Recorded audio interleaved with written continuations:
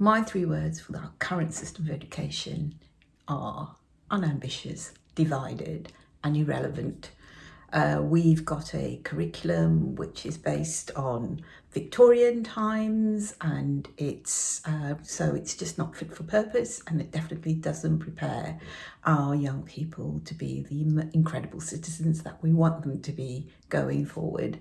And we're very unambitious because we've got this culture of perfection where everybody wants to get 10 out of 10 all the time, which means nobody takes any kind of risks. And it's not producing great teachers, and it's not producing great students in the way that we know that they are great, but we're just not giving them the opportunity to be great.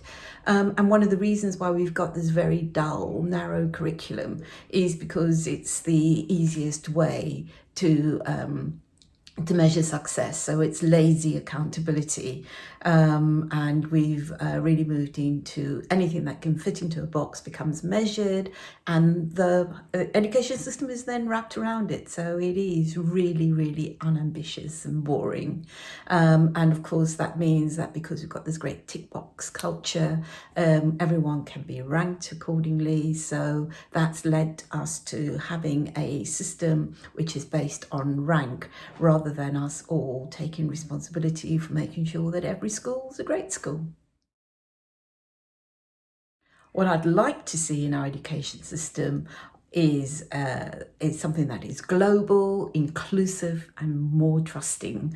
So the first thing is that we need to recognise that everyone learns differently, everyone behaves differently, and everyone performs differently. So if we're going to be truly inclusive, we need to look at a system which isn't based on one style of learner. So not doing well in an exam doesn't mean that you're brilliant. In fact, most of what we learn for exams we forget as soon as the exam's over.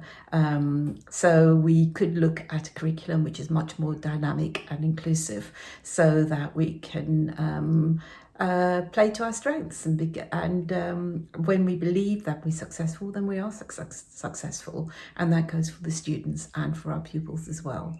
It'd be really great to have a global curriculum that we can all engage with, where we can all see how we contributed to it, and we can recognize ourselves within it. Because when we belong, it really affects our performance.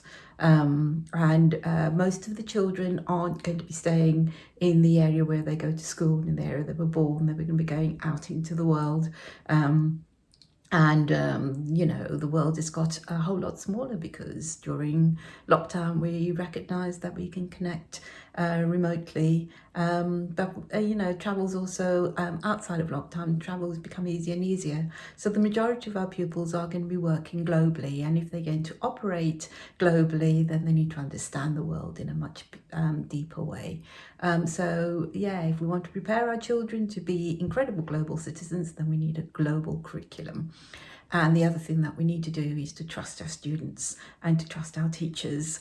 I don't know of young people who lack ambition, especially when they've got a curriculum which is really exciting and dynamic, and they want to go to school to learn all those sorts of things. So rather than having this very narrow definition of success, we could actually broaden that out and look at different ways in which everyone has an opportunity to be absolutely brilliant, and we give them the resources so that they can be absolutely brilliant, and we trust them to be ambitious. And one of the reasons why we've got this very unambitious curriculum is because of the way in which we measure success, which means that we want teachers just to be ticking boxes all of the time, rather than trusting our teachers to teach.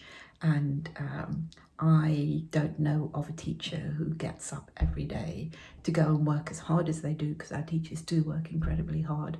I don't know of anybody who gets up to go to school to fail their pupils, to fail themselves. So I think we should trust our teachers more to be the brilliant people that they are. So that's what I'd like.